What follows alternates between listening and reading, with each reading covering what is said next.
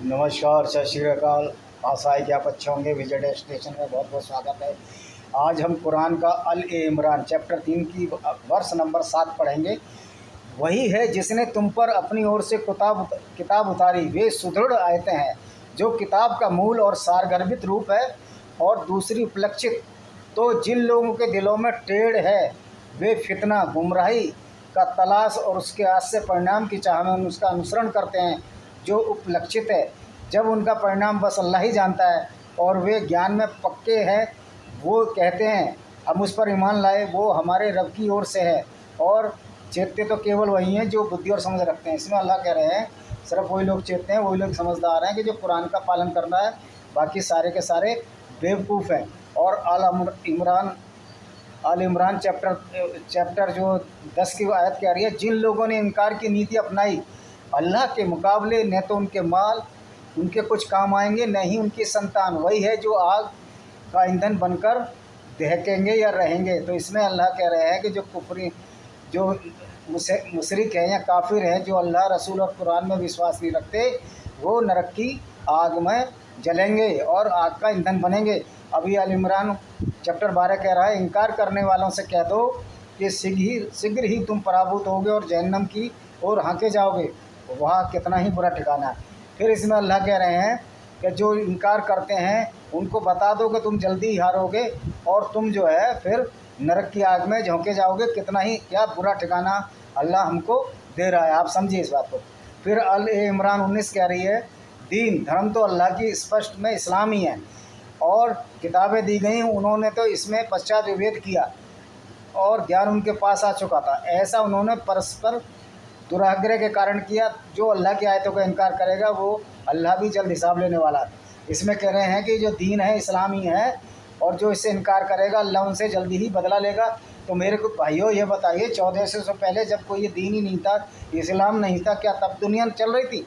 नहीं चल रही थी। जब ज़्यादा दुनिया चल रही थी जिसमें काफिर जैसे शब्दों का समावेश ही नहीं हुआ था और हिंसा की आग में आयतों कुरान की आयतों ने दुनिया को नहीं डाला था। और जैसे ही ये इस्लाम का परिचय हुआ तो इसमें जो है नरक की आग, कुफ्र, काफिर जैसे शब्दों का ईजाद हुआ। तो जो इस्लाम से पहले थे जब दुनिया ज़्यादा थी, अच्छी थी, इसका मतलब यही है। क्योंकि यहाँ तो अल्लाह परेशान करने की नीयत से सबको मारने के चक्कर में लगा हुआ है, जो कि गैर मुशरिक गैर का मुस्लिम है और काफिर हैं। और ये आल इमरान फिर कहती है 20, अब यदि तुमसे झगड़ें तो कह दो मैंने और मेरे अनुयायी ने आपको अल्लाह के हवाले कर दिया है। और जिन्हें किताब मिली थी और जिनके पास किताब नहीं उनसे कहो क्या तुम भी इस्लाम को अपनाते हो? यदि वो इस्लाम को अंगीकार कर लें सीधा मार्ग पर ले गए, यदि मुंह मोड़े तो तुम केवल संदेश पहुंचाने की जिम्मेदारी दो। अल्लाह स्वयं बंदों को देख रहा है। उसमें कहा गया है कि आप उनसे कहो इस्लाम कबूल करें। अगर इस्लाम नहीं कबूल करते तो सीधी धमकी है अल्लाह की कि आप उनसे संदेश भर पहुंचा दो, बाकी का काम मैं देख लूँगा।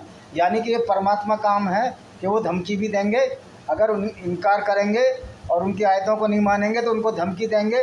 मतलब हर जगह धमकी धमकी और डिक्टेटरशिप। भाई ऐसी किताब को क्या माने जिसमें झूठ लिखा हुआ है कि पृथ्वी घूम नहीं रही है, साकिन है, स्थिर है, सूरज उसके चारों तरफ घूम रहा है।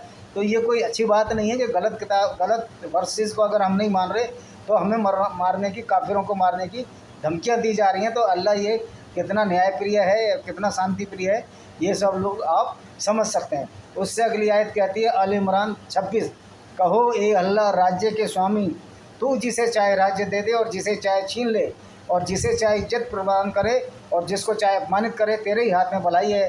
निसंदेह तुझे हर चीज़ की सामर्थ्य प्राप्त। इसमें कह रहा है अल्लाह जिसको चाहता राज दे देगा, जिससे चाहेगा छीनेगा। तो ये तो स्पष्ट सी बात है कि अल्लाह तो मुशरिकों और काफिरों के खिलाफ है। अल्लाह ने काफिरों की स्त्रियों के साथ रैप को, लूट को, फिरौती को, उनको स्लेव बनाने के लिए, सेक्स स्लेव, लोंडी मांदी बनाने के लिए सर्टिफाइड कर दिया माले गनीमत में। तो अल्लाह तो काफिरों से ही राज छीनेगा, स्पष्ट सी बात है। तो इसका मतलब ये है कि फिर धमकाया जा रहा है कि तुम जो या तो इस्लाम कबूल कर लो, मुसलमान बन जाओ, नहीं तो अल्लाह तुम्हारे सारे माल असबाब को छीन लेगा और तुम्हारी इज्जत को भी नीलाम करवा देगा मुसलमान भाइयों के हाथों में। और उसके बाद कहते हैं आल इमरान 56 क्या कहती है, तो जिन लोगों ने इनकार की नीति अपनाई उन्हें दुनिया और आखिरत में कड़ी यातना दूंगा, उसका कोई सहायक ना बनेगा। तो यहाँ ईश्वर अल्लाह कह रहे हैं कुरान के कि अगर तुमने यातना की नीति नहीं अपनाई, मतलब जिन लोगों ने इनकार की नीति अपनाई, तुमने कुरान और अल्लाह रसूल को नहीं माना मेरे को, मैं तुम लोगों को ऐसी यातना दूंगा कि तुमको नानी याद आ जाएगी। यानी कि अल्लाह हर जगह काफिर और मुशरिकों के ही खिलाफ है। अगली आयत कह रही है अल इमरान 73, और तुम अपने धर्म के अनुयायी के अतिरिक्त किसी पर विश्वास न करो। कह दो वास्तविक मार्गदर्शन तो अल्लाह का मार्गदर्शन है कि कहीं जो चीज़ तुम्हें प्राप्त हो जाए या वे तुम्हारे रब के सामने तुम्हारे खिलाफ हुज्जत कर सकें, कह दो बढ़ चढ़कर प्रदान करना हो तो अल्लाह के हाथ में है, जिसे चाहता है प्रदान करता है। अल्लाह बड़ी समझ और सब कुछ जानने वाला है। ये बिल्कुल सही है, अल्लाह बड़ी समझ और सब कुछ जानने वाला है, इसलिए वो काफिरों की ज़मीन जायदाद छीन कर हमारे मोमिन भाइयों को देता। मैं फिर बता रहा हूँ कि हमारा मुस्लिमों से कोई भी भेदभाव नहीं है, हम तो कुरान की आयतों को बता रहे हैं। और ये हमारा मुस्लिमों से भी निवेदन है, कम से कम ऐसी आयतों को पढ़ें कि अगर शांति प्रिय ये धर्म है तो काफिर और मुशरिकों को मारने की और उनको जहर उसमें आग में फेंकने की सलाह क्यों दे रहा है, और कुरान की झूठी साइंस को मानने के लिए क्यों कह रहा है कि जिसमें जो है पृथ्वी घूम नहीं रही है, सूरज उसके चारों तरफ घूम रहा है, पृथ्वी चादर की तरह है, गोल भी नहीं है ना चपटी है। तो भाई ऐसी आयतों को नहीं मानोगे तो मारे जाओगे। तो ये तो इस्लाम और अल्लाह और कुरान की दादागिरी हुई ना। तो इस दादागिरी के खिलाफ कैसे मुकाबला करना है, ये हम सब लोगों को जो काफिर और मुशरिक की श्रेणी में आते हैं सोचते हैं। अब अगली आयत है जो लास्ट आयत है आज के इस वीडियो की, अल इमरान 85, जो इस्लाम के अतिरिक्त कोई दीन और धर्म तलब करेगा तो उसकी ओर से कुछ भी स्वीकार न किया जाए और आखिर में वह घाटा उठाने वाले में हो। देखिए अल्लाह किस तरह मुसलमानों को और गैर मुस्लिमों को इस आयत के फलसफे को अलग अलग कर रहा है। कह रहा अगर इस्लाम के अतिरिक्त कोई व्यक्ति है तुमको कुछ दे और तो उसको उसका कुछ भी स्वीकार ना करो, खाना पीना चाय पानी कुछ भी स्वीकार ना करो, क्योंकि आखिर में वो घाटा उठाने वाले लोग हैं। अगर कोई घाटा उठाता है तो घाटा उठाने वाले लोग जो है उसे कोई स्वीकार नहीं करेगा। सिर्फ घाटा क्यों उठा रहे हैं कि उनकी कुरान की झूठी साइंस और कुरान की ऐसी आयतों को नहीं मान रहे जो कि मानवता के खिलाफ हैं।